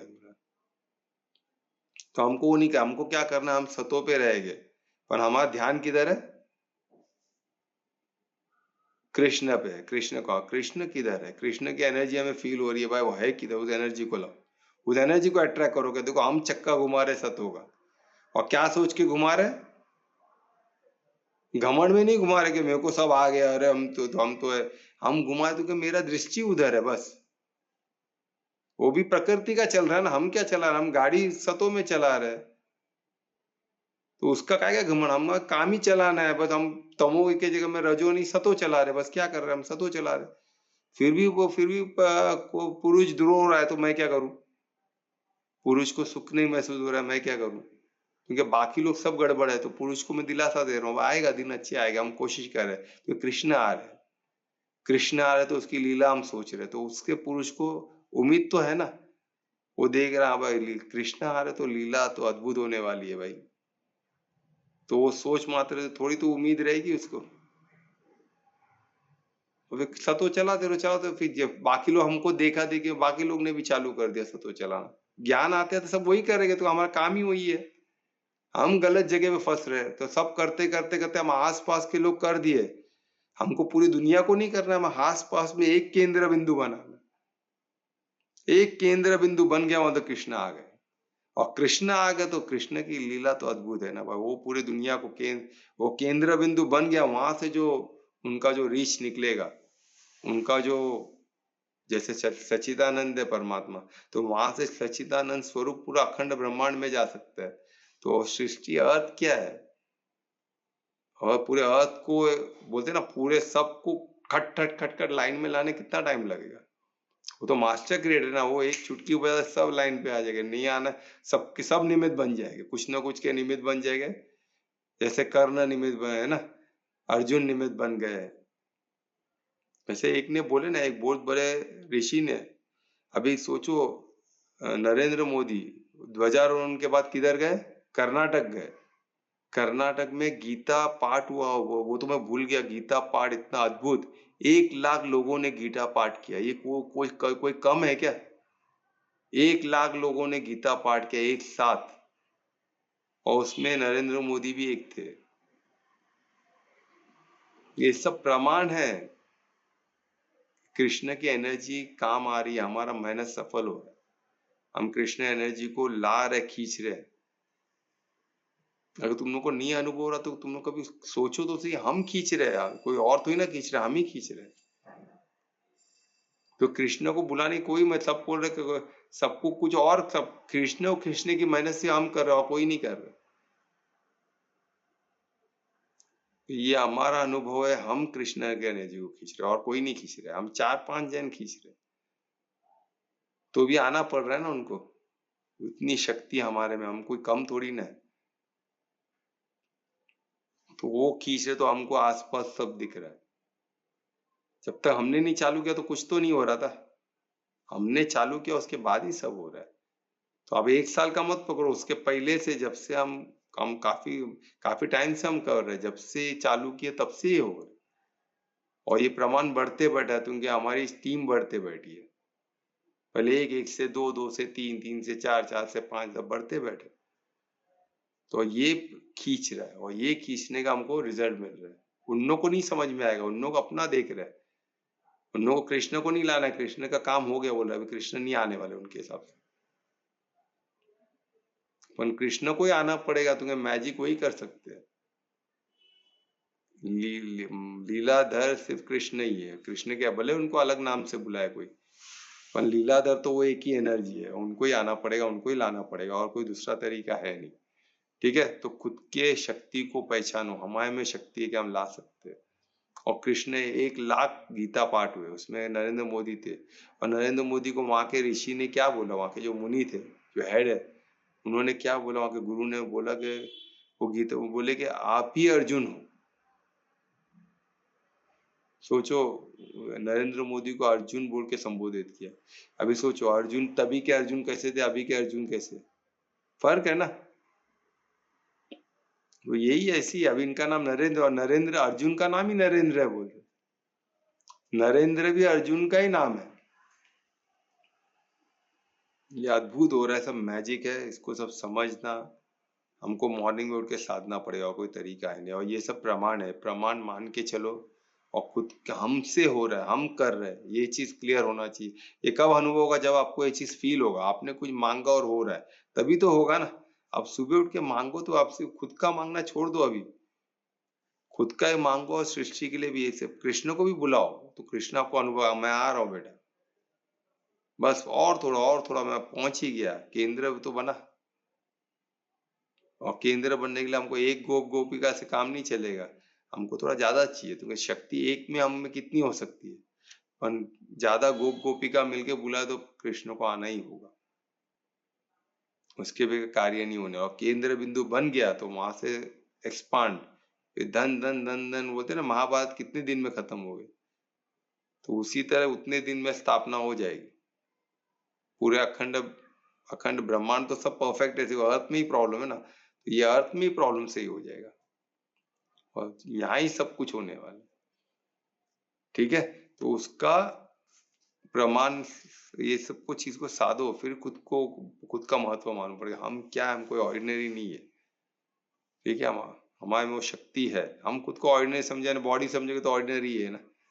आत्मा समझो, फिर मालूम पड़ेगा आत्मा क्या कार्य कर सकती है।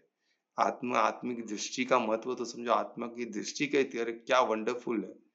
हम जिधर देखे वो चीज बढ़ रही है, सोचो जिधर हम तमो देखो तमो बढ़ेगी, यानी जो भी गलत हो रहा है, ये आत्मिक दृष्टि के तो हो रहा है।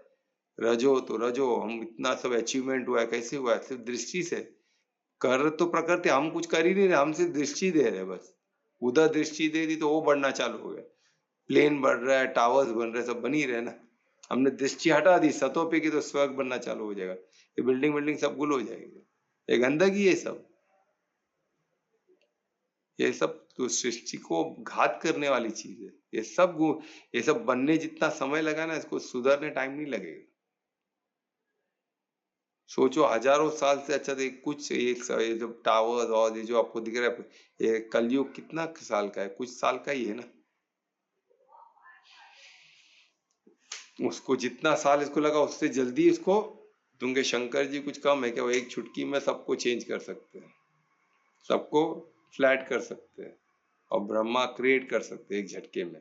और ये सब कृष्ण के अंडर में ही आने वाले, परमात्मा के अंडर ही है सब तीनों। और फिर उसको मेंटेन, वो तो इजी मेंटेन करना, तो खैर वो अपना रोल है, वो तो कर ही लेंगे। ठीक है, तो और कोई क्वेश्चन है इसमें श्लोक? ध्रुवेश थैंक यू, क्वेश्चन पूछा बोल के। और थोड़ा कुछ क्लियर हुआ कि नहीं हुआ? हाँ सर, हुआ। पक्का? कि पक्का और सर। लंबा चलेगा, मैं चालू हो जाऊंगा इसलिए बोल रहे हो? नहीं नहीं, पक्का ना, तो हो ठीक गया। है, चलो। हाँ। बाकी लोग को भी हुआ रहेगा, ऐसा उम्मीद है मेरी। और कुछ क्वेश्चन है किसी को? नहीं है, चलो आज बहुत अच्छा रहा। आज कृष्ण जयंती के इतना परमात्मा ने इतना सुखद अनुभव है, उसके लिए धन्यवाद करे परमात्मा का, थैंक यू। तो आज कौन करेगा कीर्तन? कीर्तन से परमात्मा को धन्यवाद दे। हाँ, कर रहे हो तुम? समय कर रहा हूँ। हाँ, तो मैं हाँ सर। रिक्वेस्ट करूंगा दुर्वेश को कि आज का कीर्तन करे। श्री गणेशाय नमः।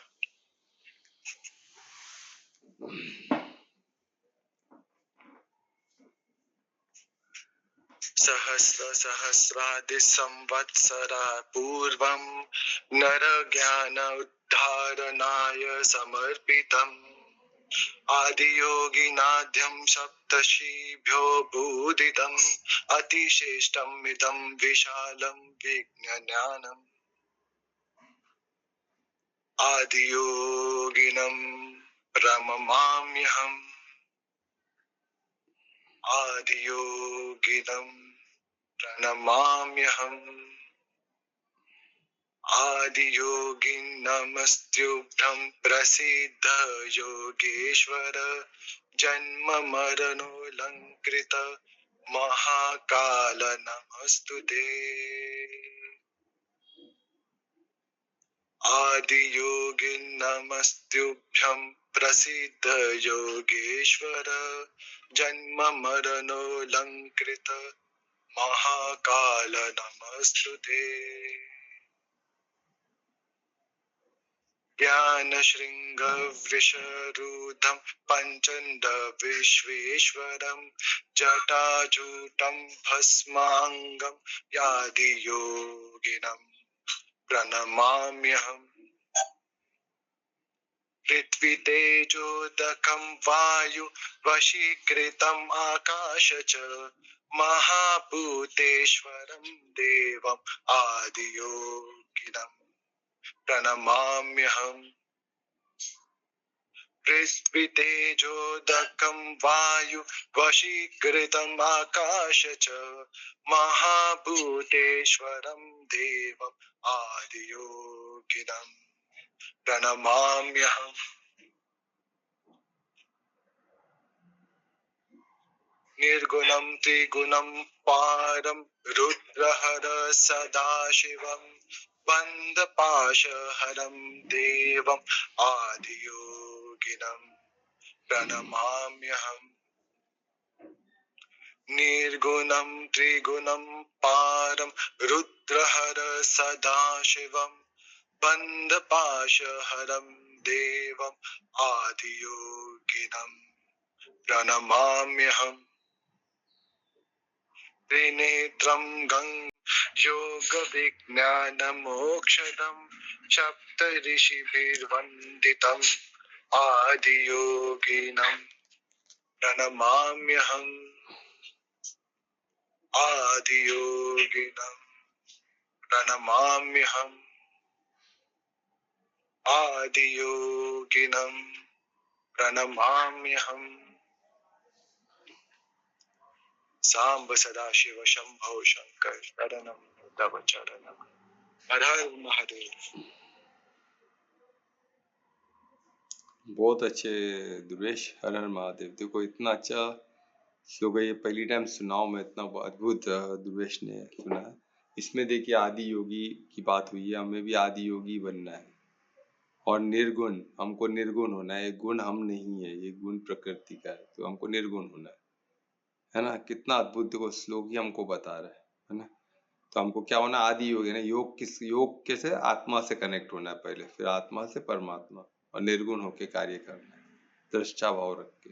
और हमारी दृष्टि का महत्व समझो, मैंने लास्ट श्लोक में दृष्टि का महत्व समझा, दृष्टि का महत्व समझना। और दृष्टि में क्या देखना है, इस श्लोक में पूरा हमें दृष्टि में वही चीज देखना, जब दृष्टि का वर्णन है। आपकी ऐसी दृष्टि है तो ये चीज आपको दिखेगी, हर जगह यही दिखेगा। ये सब श्लोक में जो दृष्टि का वर्णन ही किया ना, कि बस वही दृष्टि, वैसी दृष्टि हो तो आपको हर जगह वो दिखेगा। जो श्लोक में वर्णित किया है ना, हर रूप में, वो सब आपको दृष्टि में दिखेगा, क्लियर दिखेगा। ठीक है, तो महामंत्र भी बोलोगे दुर्वेश? हाँ सर। हाँ, तो मैं रिक्वेस्ट करूंगा दुर्वेश को महामंत्र का। हरे कृष्णा कृष्णा कृष्णा हरे हरे, हरे राम राम राम हरे हरे, हरे कृष्णा कृष्णा कृष्णा हरे हरे, हरे राम राम राम हरे हरे, हरे कृष्णा कृष्णा कृष्णा हरे हरे, हरे राम राम राम हरे हरे। बहुत अच्छे दुर्वेश, दुर्वेश का धन्यवाद आज महामंत्र के लिए। इस महामंत्र के साथ आज का सेशन यहाँ समाप्त करेंगे। कल फिर मिलेंगे 9 बजे, तब के लिए सबका धन्यवाद। शुभ रात्रि, सबका मंगल। धन्यवाद सर, धन्यवाद। शुभ रात्रि सभी शुभ रात्रि सभी को। धन्यवाद सर, शुभ रात्रि सभी को, राधे राधे।